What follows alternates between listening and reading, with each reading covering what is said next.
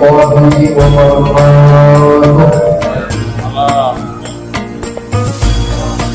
Alhamdulillah rabbil alamin wa bihi nasta'inu ala umuri dunya waddin wa ala alihi wa sahbihi ajma'in, amma ba'd.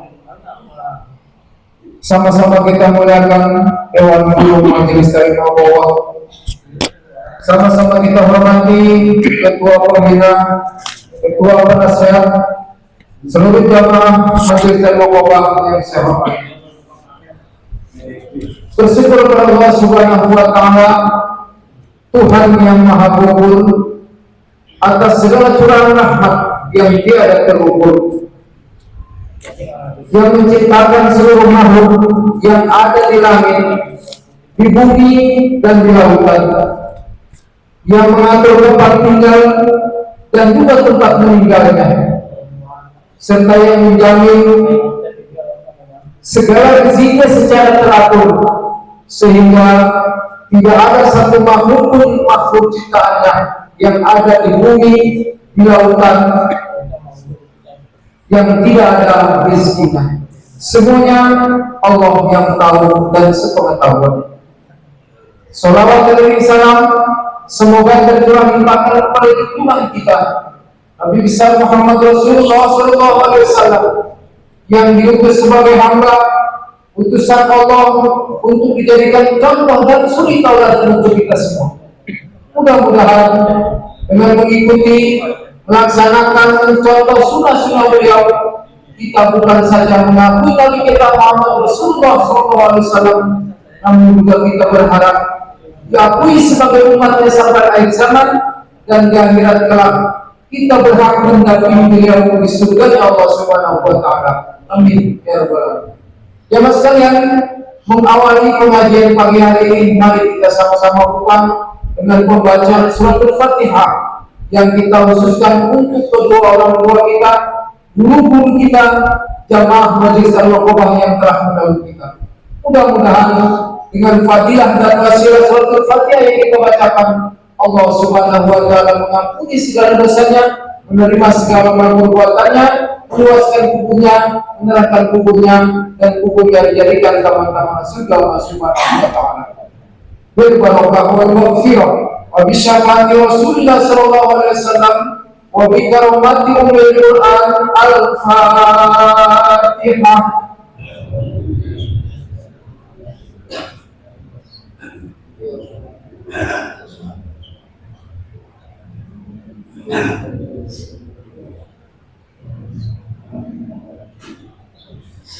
Selanjutnya, mari kita sama-sama melantunkan salawat Nabi. Mudah-mudahan berharap dengan lantunan salawat Nabi, segala pintu-pintu langit terbuka, segala keinginan, maksud dan tujuan kita dikabulkan Allah Subhanahu wa Ta'ala. Salawat juga kita khususkan untuk jamaah Majelis Ta'lim Al-Quran yang diberitakan banyak saudara-saudara kita yaitu yang sedang kurang sehat, yang juga tidak kelihatan, ternyata ada di YouTube atau ada di berita, Bapak Adhari, Bapak Denny, serta Bapak Ali yang sedang kurang sehat. Karenanya mudah-mudahan dengan pembacaan salawat Nabi, segera penyakit yang ada di saudara-saudara diangkat oleh Allah Subhanahu wa Ta'ala dan disembuhkan sebagaimana biasa. Yuk, sama-sama kita akan salawat Nabi dipandu oleh rekan kita Syekh padanya maksud. Allahumma salli wa sallim wa barik alaihi.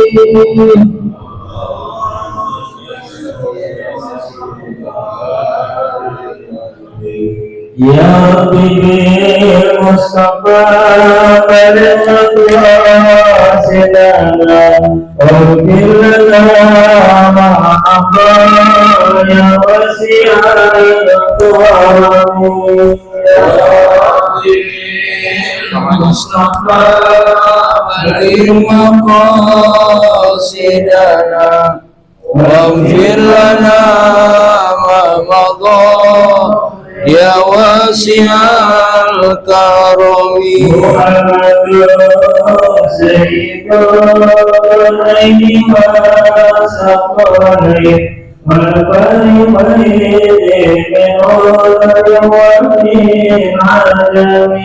يا ربي بالمصطفى بلغ مقاصدنا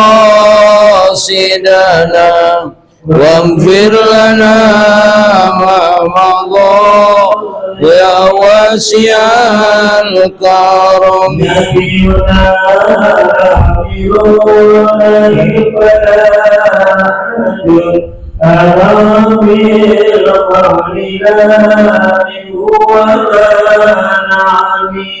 يا ربي بالمصطفى بلغ مقاصدنا واغفر لنا ومضى يا واسع الكرم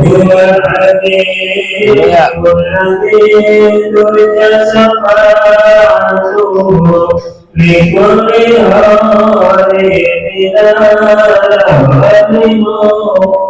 هادي يا ربي بالمصطفى بلغ مقاصدنا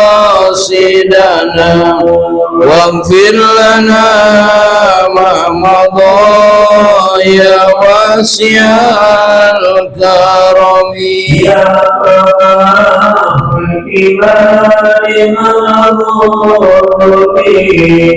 سواك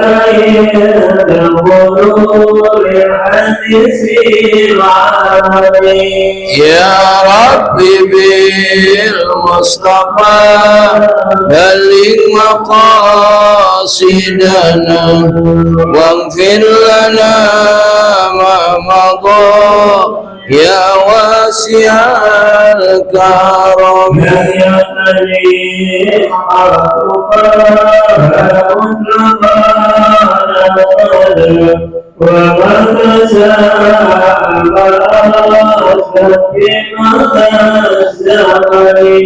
يا ربي بالمصطفى بلغ مقاصدنا واغفر لنا ما مضى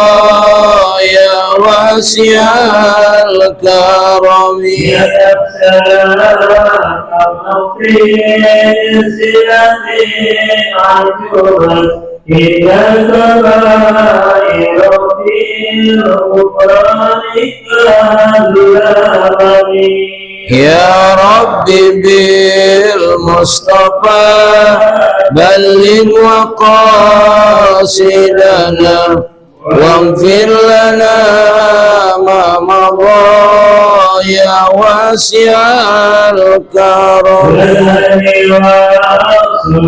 ثم تبعين لهم أهل التقى والعلم والحكم يا ربي بالمصطفى بلغ مقاصدنا واغفر لنا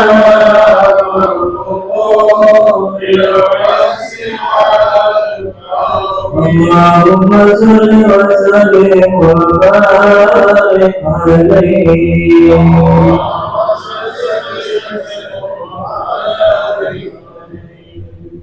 Hadirin saudara-saudaraku yang saya hormati, selanjutnya yuk sama-sama kita fokuskan diri kita masing-masing. Kita gerakan seluruh ibadah kita kurang lebih 1 jam guna mendengarkan hadis penjelasan Muhammad SAW sampaikan oleh guru kita Bapak Kiai Muhammad. Bismillahirrahmanirrahim. Assalamualaikum warahmatullahi wabarakatuh.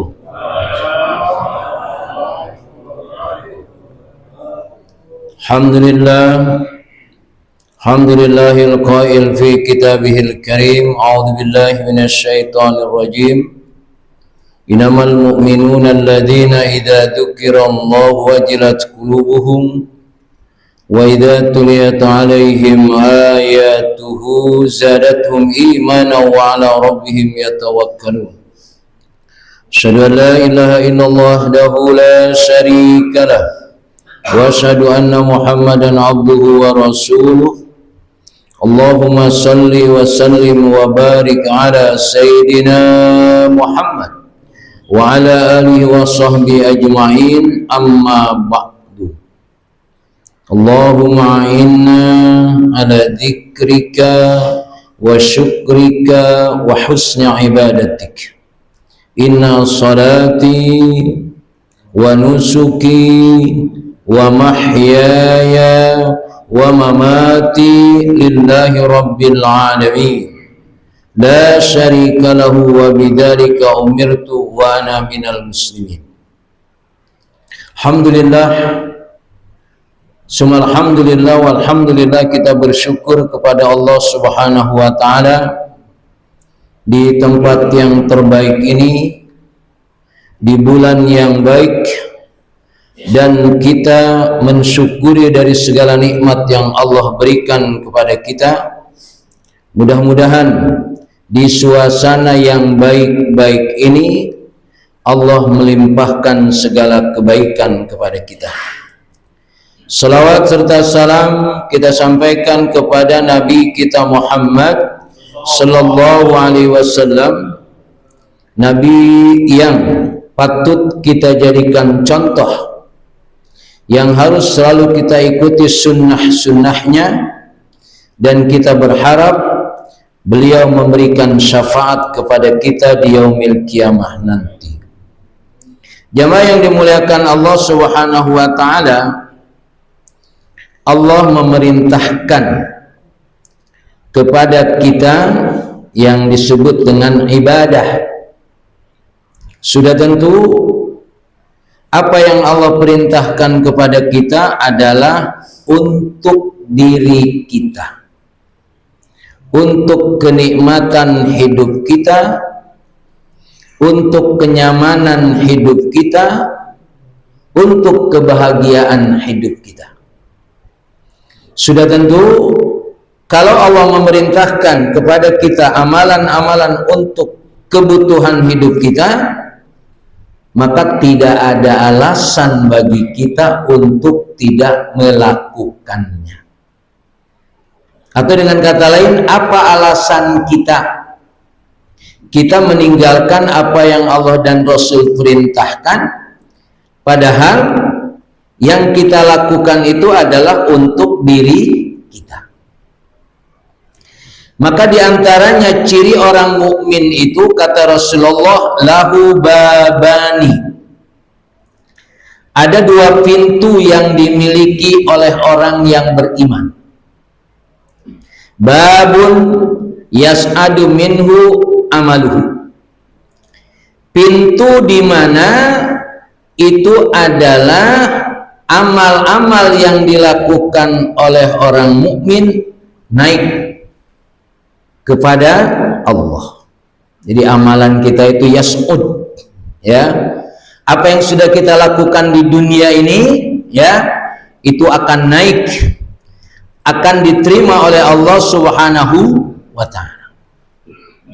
Ya. Jadi ada apa namanya? Ada paket yang naik kalau kita melakukan kebaikan. Maka kalau kita tidak melakukan kebaikan, apa yang kita kirimkan? Apa yang akan naik?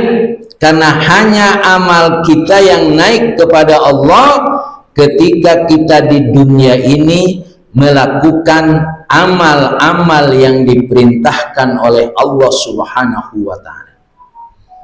Dan memang keberadaan kita di bumi ini untuk beramal. Wa ma khalaqtul jinna wal insa illa liya'budun. Maka apapun yang kita lakukan di dunia ini sesuai dengan profesi antum profesinya apa? Apa kerjaannya? Amma dia itu amal-amalnya yang menjadikan bagian dari cara kita untuk menikmati dunia ini dengan amal soleh. Jadi kalau kita ingin menikmati dunia ini, nggak ada lagi yang kita lakukan kecuali beramal soleh. Jadi jangan sampai keliru kita hidup di dunia ini. Itu adalah pintu yang pertama. Pintu yang kedua, wababun yanzilu minhu rizquhu. Pintu yang kedua adalah pintu turun dari langit rizki kita. Dengan kata lain, amal kita naik, rezeki kita turun. Amal yang paling banyak kita lakukan adalah sholat. Maka Allah menyatakan wa'mur ahlaka bis sholah wastabir 'alaiha. Perintahkan keluarga kamu sholat dan sabar kamu melakukannya. Nahnu narzukuka la nas'alu rizqan nahnu narzukuka wa iyyakum. Jadi sholat di sini berkaitan juga dengan rezeki. Jadi sholat ini berkaitan dengan rezeki. Dengan kata lain, kalau sholatnya tidak menikmati, rezekinya juga kurang dinikmati. Apalagi sholat itu adalah amalan yang menjadi dasar dari seluruh amal-amal kita. Awwalu ma yuhasabu bil 'abdu yaumal qiyamah as-shalah. Fa in saluhat saluha sairu amalihi wa in fasadat fasada sairu amalihi. Maka amal soleh yang naik, maka akan turun rezeki kepada kita.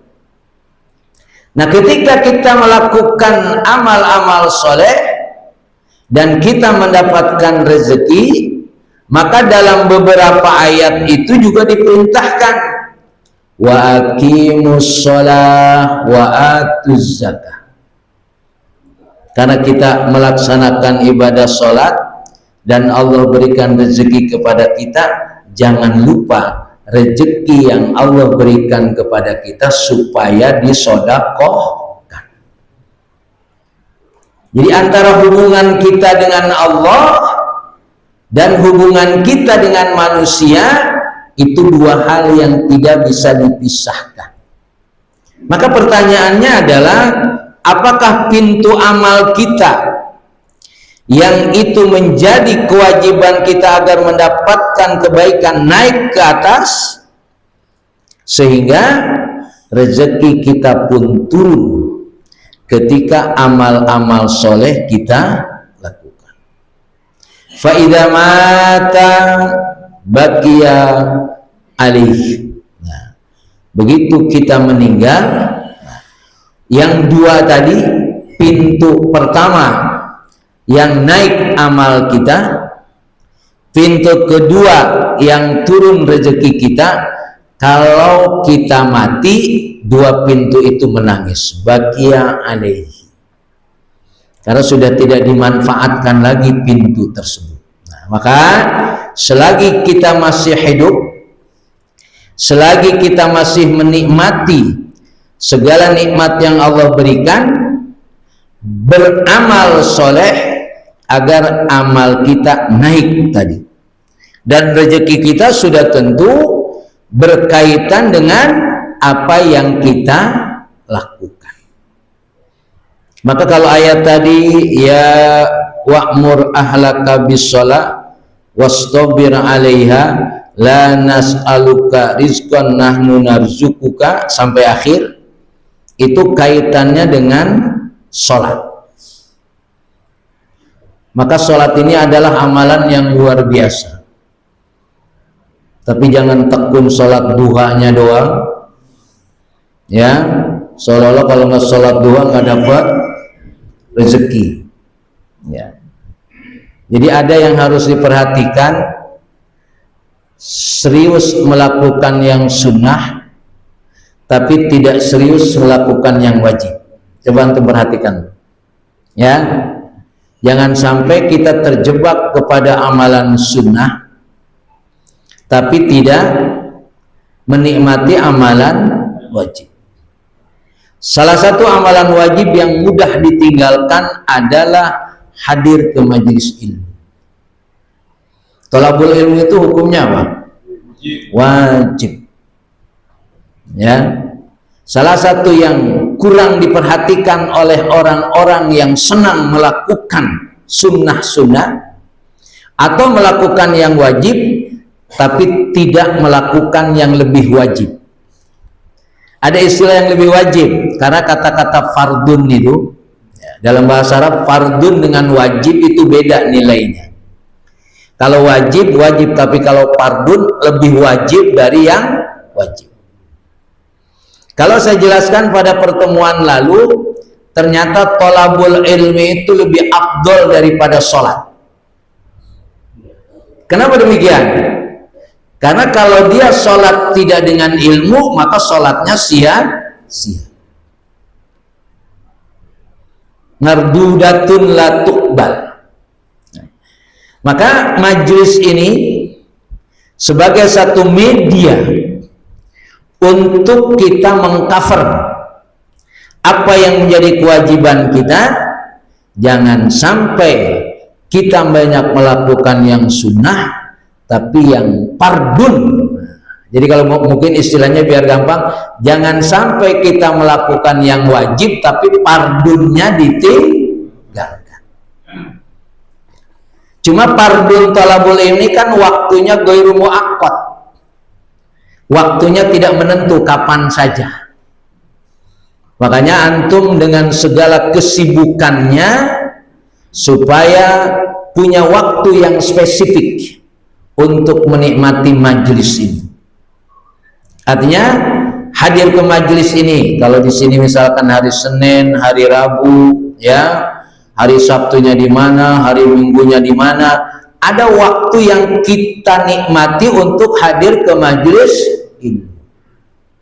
Saya bisanya sebulan sekali aja Ustaz. Ya sudah, lakukan itu walaupun sebulan sekali misalnya. Ya. Jangan sampai fardunnya itu ditinggalkan. Inilah dua pintu yang harus kita jadikan media agar amal-amal yang dilakukan oleh kita itu menjadikan amal itu naik, dan yang turunnya apa?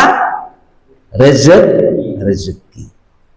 Maka kalau dikaitkan dengan ayat tadi, antara sholat sama rezeki itu punya kaitan kuat. Kenapa?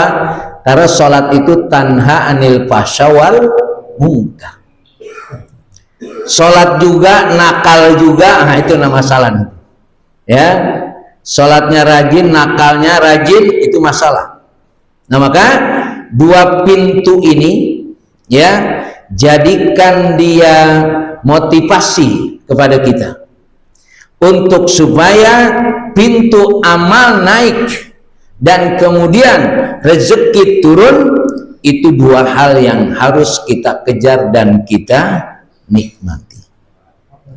Walaupun faktanya jamaah yang dimuliakan Allah Subhanahu wa taala, hidup ini tidak lepas dari apa yang namanya musibah. Seringkali kita bertanya, sebetulnya yang dapat musibah itu musibah apa azab? Ya, kalau dapat musibah itu istimewa, ya, karena idza aradallahu bi abdi khairan asabah. Kalau hamba itu dikehendaki kebaikannya oleh Allah, Allah akan memberikan musibah. Jadi orang kena musibah itu sebetulnya ya baik, karena kebaikan yang Allah berikan kepada hamba itu adalah salah satu indikasinya adalah diberikan musibah. Nah sekarang terjadilah banjir bandang di 3 negeri, di 3 tempat. Karena negeri ini katanya mau jadi negara, enggak apa-apa sih jadi negara ya. Ya, apa negara Aceh gitu, negara Padang, negara Medan, nggak apa-apa ya, nggak apa-apa, setuju nggak? Ya, ya karena seperti tidak diurusin kan sama negara itu. Ya, bahkan orang kaya nih, orang kaya. Kalau dikasih sesuatu boleh diterima nggak? Boleh diterima nggak? Boleh. Soal nanti mau diberikan lagi itu soal lain. Terima dulu. Namanya dikasih. Ya. Ini orang lagi kena musibah dikasih, masa dipulangin? Ya. Ini bahasa awam aja dulu dah. Ya. Sombong amat. Itu ya. Nah, makanya terhadap orang yang kena musibah, ini terhadap orang yang kena musibah, seberapa peduli kita. Ya. Jadi terhadap orang yang kena musibah, seberapa peduli tidak. Ada nggak perasaan kita merasakan apa yang dirasakan oleh orang-orang yang terkena musibah? Itu pertanyaan besar. Ya. Yang lebih lagi yang menjadikan keadaan itu terjadi, ada nggak perasaan dia bersalah? Gitu ya. Sekarang bukan itu yang menjadi yang saya sampaikan. Ketika ada orang yang terkena musibah, ya, apakah kita merasakan nggak seperti yang dirasakan oleh mereka? Itu pertanyaannya. Karena bagaimanapun keadaan yang terjadi pada orang lain, bagi orang mukmin itu harus dia merasakannya. Sebab al-mukmin itu kal jasadil wahid. Orang mukmin itu seperti satu tubuh. Tubuh antum itu, kalau kakinya sakit, antum masih mau lari? Nah, kalau kaki antum sakit, antum mau lari apa enggak? Enggak mungkin. Maka seluruh tubuh pun ikut rasanya kaki yang sakit. Ya. Nah, maka dikatakan oleh Rasulullah, ma min mu'min yu'azzi akhahu bimusibatin illa kasahu min hulalil karamah yaumal qiyamah. Lagi-lagi ini soal perasaan, soal peduli. Ya. Jadi jangan sampai kejadian yang terjadi pada orang lain itu seperti tidak ada masalah dengan kita. Makanya alhamdulillah kita bisa hadir di majelis ilmu ini. Saudara-saudara kita banyak nggak yang nggak hadir? Banyak. Ada nggak perasaan ya Allah? Ya. Makanya dalam beberapa kesempatan saya selalu sampaikan, ada dua tempat yang tidak boleh kita tidak nikmati, satu masjid, kedua majelis taklim. Ada orang yang tidak menikmati masjid, apalagi menikmati majelis taklim. Maka sebetulnya kalau bahasa ininya, kalau ada majelis taklim yang sudah waktunya ditentukan libur, itu saya termasuk paling marah betul sebetulnya. Ya.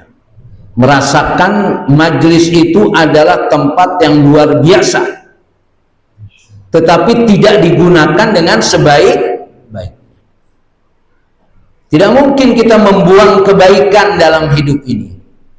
Bahkan ada kebaikan yang kita mau melakukannya, kita belum tentu dapat, tapi sudah ada malah kita buang. Ya. Tiadalah seorang mukmin berduka cita atas musibah yang menimpa saudaranya. Jadi saudara kita alhamdulillah kita berpartisipasi dari kejadian yang ada di Medan, Padang, dan Aceh. Kemarin baru saya lihat lagi laporannya, itu sudah hampir 250 juta dari beberapa tempat dan pondok-pondok pesantren yang ada yang itu dikelola oleh Forum Pesantren Alumni Gontor, termasuk yang kita 4 juta itu. Ya masih banyak juga 4 juta karena masih ada yang di bawah 4 juta. Artinya bukan itu. Artinya ada enggak perasaan kita dari musibah yang terjadi, kita merasakan itu. Jadi tidak, kejadian itu adalah bukan sesuatu yang biasa-biasa saja. Apalagi konon masih ada daerah tertentu itu di Aceh yang belum mendapatkan kiriman makanannya. Jadi sekarang masalahnya yang meninggal bukan karena kena banjir dan lain sebagainya, karena kelaparan. Masya Allah. Ya. Nah, seberapa kita merasakan itu? Rasa sedih kita terhadap mereka, ya, sudah tentu untuk merefleksikan kesedihan yang ada pada mereka, kita bisa bantu dengan doa-doa kita bantu dengan materi yang ada pada kita. Karena inilah ujian orang yang beriman, ya, seberapa peduli terhadap kejadian yang terjadi pada orang lain. Termasuk tadi, seberapa peduli kita ketika kita sudah menikmati majelis ini, tapi ada orang yang tidak menikmati majelis. Seberapa kita peduli kepada orang yang tidak menikmati masjid, apalagi pengurus masjidnya tidak menikmati masjid. Oh, Masya Allah. Ya, ini tanggung jawab besar. Ini bukan tanggung jawab pengurus saja, memang menjadi tanggung jawab kita juga. Supaya kita menumbuhkan rasa peduli. Ya. Jadi kita ini jangan merasa aman. Alhamdulillah saya sudah rajin sholat, rajin ngaji. Orang lain bodoh amat. Lah, tidak begitu. Ya, paling tidak dengan cara mendoakan, yang sering saya sampaikan ini, karena senjata doa ini seperti kurang dimanfaatkan. Ya, doa itu kan senjata, ya, silahul mukminin.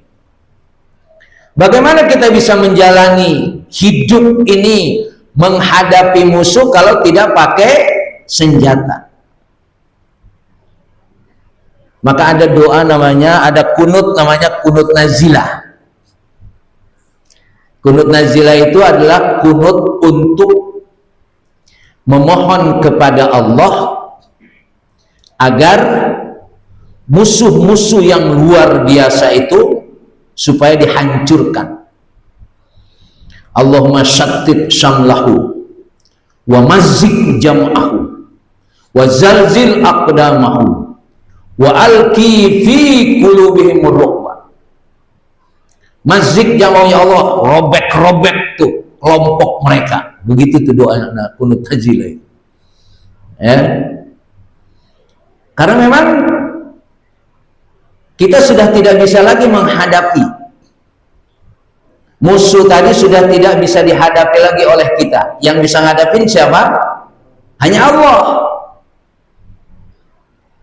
Maka kita minta kepada Allah. Inilah terjadi pada peristiwa dulu ketika orang muslim diperintahkan untuk dakwah kepada suku Ri'lin wa Dzakawat, lalu mereka dibunuh oleh suku tadi. Lalu Rasulullah berdoa tadi dengan kunut nazilah tadi. Alhamdulillah, begitu Rasulullah berdoa, mereka dihancurkan oleh Allah Subhanahu wa ta'ala. Maka biasanya kunut nazilah kan berhenti, ya, karena dianggap musuh tidak ada. Sekarang pertanyaannya, musuh kita masih ada apa enggak? Masih ada. Ya, oligarki itu memang kalau betul-betul akan merusak negeri kita, mestinya, ini ada orang NU nggak di sini? Ya, mestinya kunut nazilah. Ya, maka ada pesantren di Jawa Timur Betulnya pesantren itu punya abang saya itu, kalau sholat selalu kunut nazilah. Saya tanya, kenapa bang? Alam sudah meninggal tapi Allah ya. Kenapa selalu ngadain kunut nazilah? Kata beliau, Allah yarham, dulu Nabi ketika berdoa untuk minta kepada Allah ketika musuhnya itu seperti yang saya sampaikan tadi, begitu berdoa selesai, musuhnya udah hancur, berhenti kunut nazilah. Kalau sekarang musuh kita masih ada nggak? Ada, kata dia. Maka berarti kita tidak bisa melawan mereka. Maka kunut nazilah mestinya gitu ya. Kalau betul-betul oligarki itu, kalau kemarin Pak Said Didu itu mengatakan politik sudah habis. Pokoknya 5 hal itu yang sudah diambil, yang diserahkan oleh presiden kita. Presiden yang dulu, masih apa namanya? Oh, masih apa ya, kali lupa. Ya, itu sudah diserahkan. Berarti ini sudah luar biasa negeri ini. Kehabisan kekuasaan. Ini ada musibah ini, kata Pak Said Didu itu, nggak ada anggota dewan yang bicara tentang musibah. Menang baik kalau kata. Ya, nggak ada. Bahkan pejabat yang datang ke sana juga makannya yang asyik-asyik. Ya, nah ini sekarang kembali kepada kita. Biarkan semua nanti ada pertanggungjawaban. Kembali kepada kita sekarang. Seberapa kepedulian kita terhadap mereka yang terkena musibah? Baik dengan doa-doa kita, apalagi dapat memberikan secara materi. Karena bagaimanapun setiap kejadian yang ada itu akan ada hikmahnya. Kullu fi'lihi bil hikmah. Kalau antum kena musibah, sebut saja sakit, dijenguk, senang apa enggak? Masya Allah. Ini alhamdulillah saudara kita ada yang sakit, ternyata tim, saya nggak tahu timnya tim apa itu, tim Hamas atau apa itu ya. Ya, yang menjadi wakil dari kita untuk menjenguk orang yang sakit. Ya. Antum kalau sempat boleh saja, tapi paling tidak kepedulian jamaah kita dari pengurus sudah siap. Ya. Makanya kalau ada orang yang beberapa hari tidak datang ke majelis, ya supaya disampaikan. Walaupun kita juga di majelis ini berdoa. Karena memang soal kepedulian yang sebetulnya dibilang enteng, tapi kelihatannya enggak juga gitu ya. Coba perhatikan. Ya. Ada kepedulian yang begitu hilang pada diri kita. Ya. Sehingga kita jalan asyik sendirian. Kelihatannya sih sirotol mustaqim. Ya. Kalau saya mau pergi ke masjid tuh, kalau saya ini contohnya, kalau saya pergi ke masjid banyak anak-anak lagi main bola. Ya, pertanyaan saya sama mereka, udah sholat belum? Gitu. Belum Ustadz, ya nanti ya kamu pokoknya sebelum maghrib sholat asar. Siap Pak Ustadz. Padahal belum tentu sholat juga dia. Tapi ada dialog yang terjadi, ada perhatian kita. Ya. Jadi apa yang kita lihat, apa yang kita dengar itu menjadi menjadi pancingan untuk berbuat sesuatu. Ya. Terutama sekarang ada hal-hal yang kurang diperhatikan. Ini saya sering kali ngomelin orang yang di kuburan. Anak-anak sekarang di kuburan asyik ya. Di kuburan belakang nih Pak, ya, itu banyak anak-anak itu, Masya Allah. Saya bilang. Ngobrol, ngerokok, ya. Padahal ada dalil itu, cuma memang siapa yang duduk di kuburan itu lebih baik daripada duduk di bara api. Ada riwayatnya. Ya. Saya pertanyaan, ini bapaknya ada apa enggak gitu. Ya. Ini kuburan sini saya nggak tahu kuburan-kuburan yang lain. Sama aja. Jadi kuburan tempat main sekarang. Ya. Masalahnya bukan pas kuburannya, pas waktu sholat mereka di kuburan. Ya Allah. Kadang-kadang saya capek juga kadang-kadang gitu kan. Ya. Tapi ya minimal harus diperhatikanlah kekeliruan mereka itu. Ya. Saya kadang-kadang ini tugasnya Pak RT apa bukan ya? Ya. Karena ini ada lagi tuh di samping kuburan dekat masjid ada sampah sekarang. Saya kira itu perlu dibersihkan itu. Nanti lama-lama banyak itu. Ya kayak begitu-begitulah. Cuma kadang-kadang kalau juga semua begitu puyeng pikiran kita ya. Ya Allah, semua harus diurus. Tapi memang kita harus punya jiwa peduli. Ya. Karena kebaikan yang kita lakukan hanya untuk diri sendiri itu tidak istimewa. Ya. Nah, seperti yang saya sampaikan ini adalah kalau seseorang itu merasakan apa yang terjadi musibah pada orang lain, kasahu min hulalil karamah yaumul qiyamah. Allah akan memakaikan kepadanya perhiasan kehormatan kelak di hari kiamat. Ini baru perasaan doang ini. Merasakan apa yang terjadi pada mereka, ya, kita mendapatkan pakaian perhiasan kehormatan dari Allah nanti di hari kiamat. Terus yang bikin musibah ini kira-kira diapain tuh sama Allah? Nah itu dia, itu gak dijelasin itu. Baru kita merasakan saja keadaan yang ada pada mereka, kemuliaan, kehormatan Allah diberikan kepada kita. Masya Allah. Ya. Nah sekarang, kalau yang menjadikan musibah itu terjadi, ya, hukuman apa yang Allah akan berikan kepada mereka.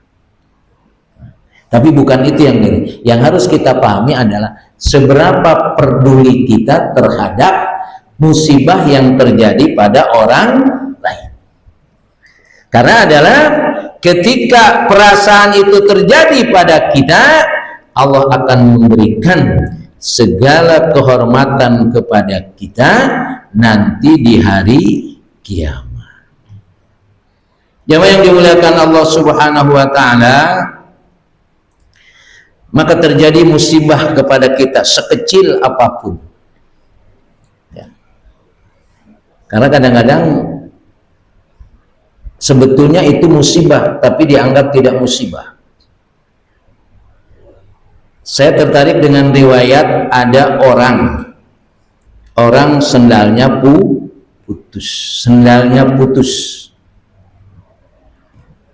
Ketika sendalnya putus, pertanyaannya, dia bertanya pada dirinya, dosa apa saya ini kok sendal saya putus?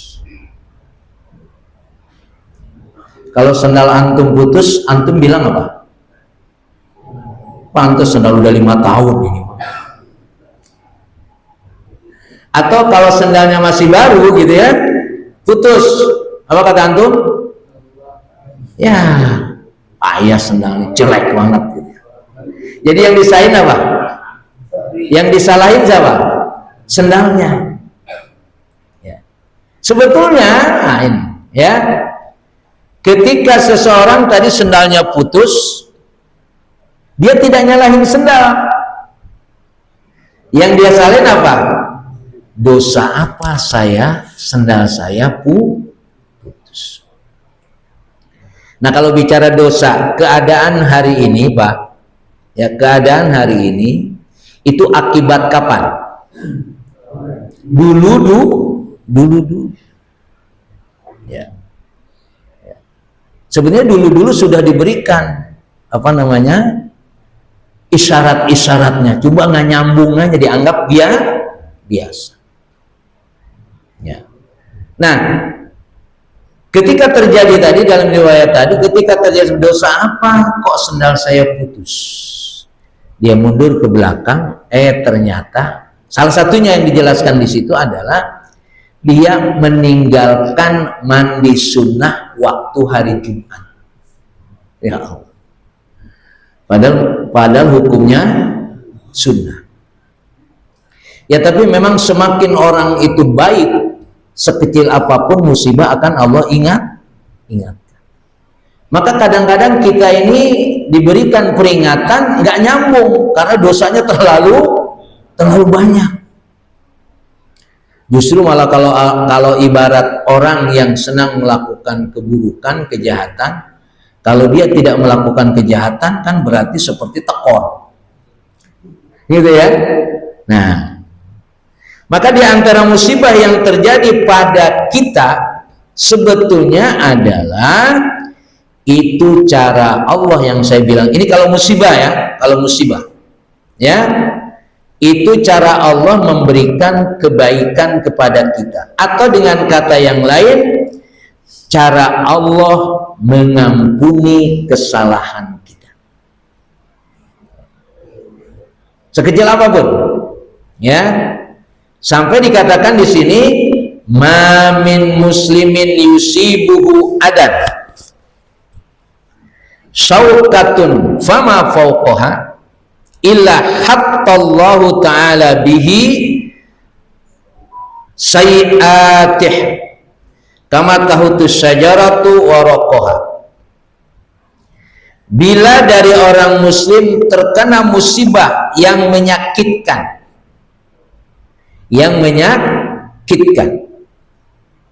seperti apa? Syaukah, kena duri. Saya sudah lama nggak melihat duri. Kalau dulu mah di kampung duri mulu banyak ya. Karena kita udah nggak ketemu pohon-pohon, jadi nggak ketemu duri kan. Mungkin ketemunya paku, kawat, gitu ya. Ya. Atau itu apa namanya? Benang layangan yang kadang ngejiret kaki. Ya. Kalau itu terjadi kepada kita, fama pokok, apalagi lebih dari itu. Ya, ketika terjadi sesuatu kepada kita yang menyakitkan kita, syaukah, yaitu duri atau sejenisnya yang menyakitkan, apalagi fauqa, di atas itu. Ya, saudara-saudara kita yang terkena musibah di Medan, di Padang, di Aceh, kalau itu memang musibah bagian dari terjadi pada mereka tergusur oleh air dan lain sebagainya, berarti insya Allah mereka matinya syahid. Ya, jadi mati syahid itu bukan hanya perang saja, ya, termasuk mati syahid itu tenggelam, kebakaran, tertimpa barang yang menimpa itu di dalam riwayat termasuk syahid. Maka kalau itu terjadi kepada mereka seperti itu, maka mereka meninggalnya syahid. Ya. Gitu ya. Nah, ini yang paling kecil aja, syaukah, duri. Fama fauqaha, apalagi lebih dari duri. Hattallahu ta'ala bihi sayi'atahu.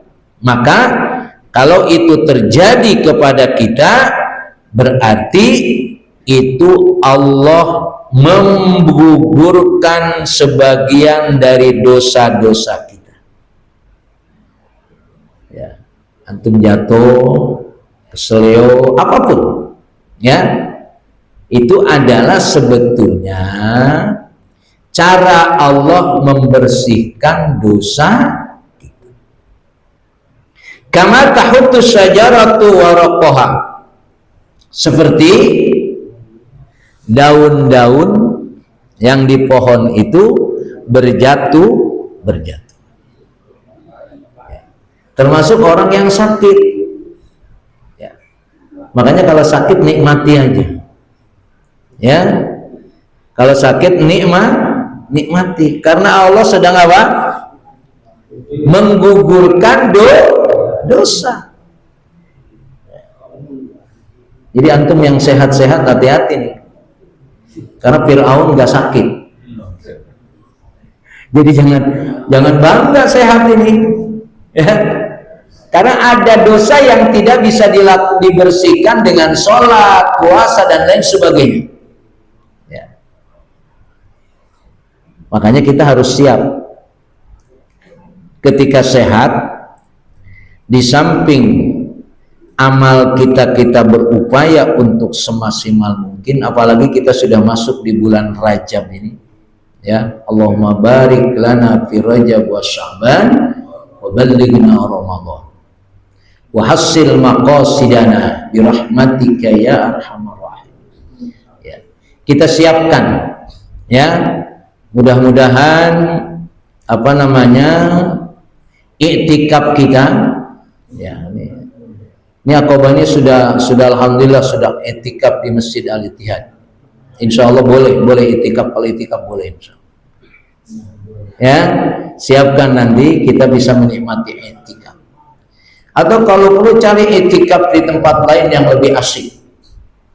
Ya, selama 10 hari kita pindah kemana gitu menikmati. Ya, Haji Agus pernah ngajak iktikaf tuh di bandara, itu ada masjid enak banget. Ya, ketika saya khutbah itu ada masjid luar biasa itu. Ya, di Terminal 3 itu masjid, masya Allah enak. Gitu. Ya, kata Haji Agus nanti kita iktikaf di sini katanya. Ya, yang memang kita harus mencari kenikmatan ini. Allah sudah berikan fasilitasnya luar biasa di bumi ini, banyak fasilitas kita. Ada tempat yang bagus, kenapa kita cari tempat yang kurang bagus kan gitu kira-kira, ya? Ya, ada tempat yang bagus. Jadi kembali, ketika kita mendapatkan musibah sekecil apapun, itu cara Allah tahuttu, ya, asyajarah waraqaha. Allah ampuni dosa-dosa kita seperti bergugurannya daun-daun dari pohon. Ada riwayat yang satu, ada Rasulullah menggoyang-goyangkan pohon dan lalu daunnya berjatuhan. Tapi sahabatnya nggak ada yang bertanya. Rasulullah sudah mencontohkan melakukan sesuatu, ya. Tapi sahabat yang nggak ada yang bertanya. Kalau bahasa kan begini, kalau sahabat melakukan sesuatu itu ada dua kemungkinan. Rasulullah menjelaskan atau sahabat bertanya. Jadi ketika Rasulullah menggoyang-goyangkan tadi, sahabat nggak ada yang bertanya, sehingga Rasulullah negor. Ente kok kira kalau bahasa gampangnya, kok enggak negor? Kenapa saya melakukan ini? Lalu sahabat baru, ya Rasulullah, kenapa engkau melakukan itu? Ini adalah diibaratkan orang yang sakit. Kalau dia sakit, maka berguguranlah dosa-dosanya. Ya, maka kita semakin tua semakin sehat, semakin sakit, semakin sakit faktanya. Habis sakit terus sehat, habis sehat terus mati. Ya kita ini real aja ya, begitu kan? Faktanya begitu. Ya, orang sakit terus sehat, habis sehat mati biasanya. Itu sudah sesuatu yang Allah perlihatkan kepada kita. Ya, makanya jangan sampai kita ini tidak menikmati sehat untuk ibadah. Ya, karena apa Pak? Kalau kita ketika sehat, antum hadir ke majelis taklim. Ketika sehat, antum sholat berjamaah. Ketika sehat, antum banyak bersedekah. Lalu antum sakit, tidak datang ke majelis taklim, tidak datang berjamaah ke masjid, antum di rumah saja, pahalanya tetap dapat. Ya, ketika orang sehat, dia menggunakan waktunya untuk melakukan kebaikan-kebaikan. Ya, kalau saya contohkan, ketika sehat hadir ke majelis, ketika sehat selalu berjamaah. Besok sakit ke berjamaah enggak, maka pahalanya tetap sama. Jadi wasihhataka qabla saqomika, jagalah sehat kamu sebelum datang sakit. Maka mudah-mudahan kenikmatan yang Allah berikan kepada kita, kita gunakan untuk terus meningkatkan ibadah, termasuk di bulan Rajab ini, ya, dan nanti dilanjutkan dengan Sya'ban, dan kita menikmati bulan yang terbaik Ramadan. Semoga perjalanan, sampai saya bilang begini, bapak-bapak, ibu-ibu, kalau meninggal nanti aja habis Ramadan. Ya, kalau sekarang minta doanya, barik lana fi Rajab wa Sya'ban wa balighna Ramadan. Setelah itu matiin saya juga nggak apa-apa, ya Allah. Mau tambah doa itu? Ya. Karena kalau orang meninggal setelah puasa itu adalah qayomi waladathu seperti orang yang baru dilahirkan. Orang dilahirkan ada dosanya nggak? Nggak ada. Enak banget itu sebetulnya. Ya, jamaah yang dimuliakan Allah Subhanahu Wa Taala, apa yang saya sampaikan pada pagi hari ini kaitannya pertama ada pintu yang harus kita gunakan. Pintu itu untuk mengirimkan pahala-pahala kita. Ada pintu yang dengan pahala-pahala tadi, pintu yang menaikkan amal kita, pintu yang menurunkan rezeki kita. Kemudian perhatian kita kepada orang-orang yang terkena musibah, ya. Lalu ada perhatian kita, paling tidak kita merasakan, karena orang mukmin kal jasadil wahid. Orang mukmin itu seperti satu jasad. Kalau jasad kita ini ada yang sakit, pasti kita tidak menikmati jasad kita tadi. Kalau kita merasakan apa yang terjadi pada mereka, Allah akan memberikan perhiasan kehormatan nanti di hari kiamat. Yang terakhir, ketika terjadi sesuatu kepada kita sekecil apapun, walaupun hanya terkena duri, apalagi lebih dari itu, ma fauqaha, itulah cara Allah mengampuni dosa-dosa kita. Mudah-mudahan bermanfaat. Allah bimbing kita istiqamah dalam ibadah. Allah berikan kesehatan dan kekuatan kepada kita untuk menikmati bulan yang terbaik, Rajab, Sya'ban, dan Ramadan. Assalamualaikum warahmatullahi wabarakatuh. Alhamdulillah, kemudian dari itu sekalian kesempatan seperti apa? Mudah-mudahan Bapak belajar tentang itu masing-masing. Jangan saja kalau ada orang terkena musibah, itu cara Allah menghapus dosa-dosa kita atau mengampuni dosa-dosa kita. Tapi jangan sampai orang yang terkena musibah terampuni dosanya, namun kita malah menambah dosa kita karena orang yang terkena musibah itu karena mungkin. Artinya barangkali kita membuat paku beli dari ada benang, atau kita umumnya sekarang bikin polisi tidur. Pulang kita orang yang lewat kena musibah itu menambah dosa kita. Oleh karenanya, yuk kita sama-sama perhatikan diri kita masing-masing. Sejauh mana kita peduli kepada orang-orang yang terkena musibah. Iya, dan akhirnya seperti biasa di akhir pengajian ini kami mengadakan sesi pertanyaan. Oleh kami persilakan. Ya, silakan Pak. Ya, fadhal. Oke, kalau kita melihat fenomena bencana ada ini di Indonesia, apakah salah satu penyebabnya itu amal ma'ruf nahi munkar itu tidak ada sebagaimana nabi? Yang kedua, bagaimana kita melakukan antisipasi untuk mitigasi bencana secara kolegial itu selain mengandalkan pada Islam? Ya, kalau sebetulnya terjadi musibah sekarang ini itu adalah oligarki misalnya, ya, yang bisa ngelawan oligarki siapa? Nggak berani dia juga, ya kan? Nggak berani. Makanya saya bilang tadi, mestinya ada gerakan kunut nazil. Kita nggak punya kekuatan, tapi kekuatan kita akan dahsyat kalau kita minta kepada Allah Subhanahu wa Ta'ala. Itu ya, itu yang besar ini. Ya, yang kecil-kecil saja ya sudah, kita berdoa saja sendiri-sendiri. Tapi arah doanya ke sana. Ya, Selama ini kan doa kita cuma kita doang, ya Allah berikan saya rezeki, saya lagi. Ya, perhatian kepada orang lain tidak. Makanya kan man ra'a minkum munkaran falyughayyirhu biyadihi. Fa illam yastati fa bilisanihi. Fa illam yastati fa biqalbihi wa dzalika ad'aful iman. Terjadi kemungkaran itu harus berbuat dengan yadun, kekuasaan. Yang bisa menyelesaikan memang Prabowo,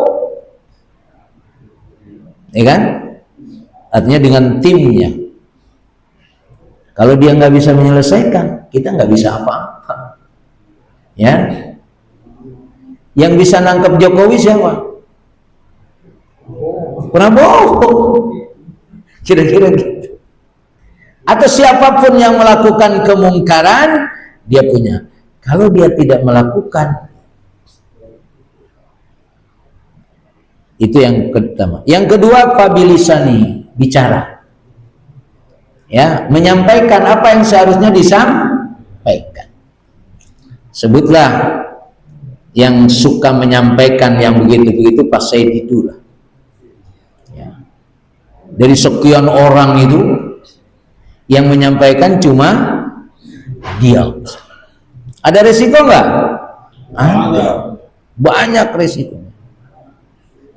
Ya, kata Pak Saididu, udah nggak ada lagi perasaan saya, udah kalau mati aja. Ya. Jadi sebuah nilai perjuangan. Ya memang orang harus akhirnya mengambil resiko, ujung-ujungnya apa? Siap mati. Kalau kita kan mati melulu, nggak hidup-hidup. Subuh mati, hidup kagak berani. Apalagi siap mati dalam berjuang. Yang ketiga, fabiqalbihi, dengan hati, yaitu doa. Walaupun kata Rasulullah, wadzalika ad'aful iman. Saya menerjemahkan, itulah orang-orang yang cengeng, imannya lemah. Tapi iman lemah saja nggak dipakai. Kalau kita tidak berdoa, berarti iman lemah saja kita nggak punya. Kita kira begitu memahaminya.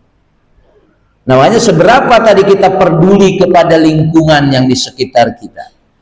Kalau tidak berani ngomong, tidak berani berbuat, paling tidak dengan doa. Ya makanya mestinya kalau saya bilang ini, mestinya ada gerakan kunut nazilah. Fokus saja, ya, fokus terhadap orang yang melakukan kejahatan yang terjadi musibah. Kita mohon kepada Allah, hancurkan mereka, sobek-sobek tuh kelompok mereka. Makanya doa kunut nazilah tadi itu, mazzik jam'ahu wa zalzil aqdamahu. Ya. Dulu ada cerita kecil sedikit. Dulu Gontor itu ijazahnya tuh nggak laku di negara, nggak laku. Tidak semua perguruan IAIN menerima. Maka ada rektor yang ya sebut sajalah tidak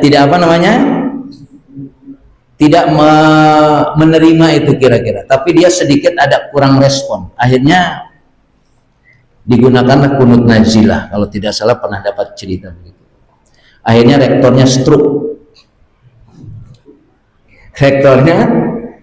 Memang ada. Kita sebetulnya ente jangan begitu, tapi kita tidak bisa melawan.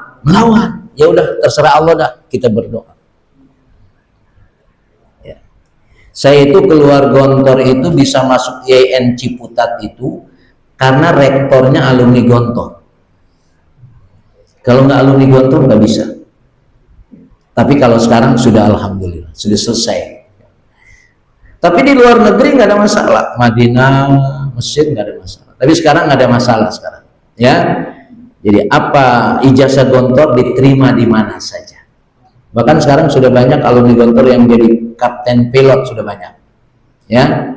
Kemarin ada teman saya menggunakan kapal, termasuk kapal yang dimiliki presiden itu ada salah satu alumni Gontor dari Bogor.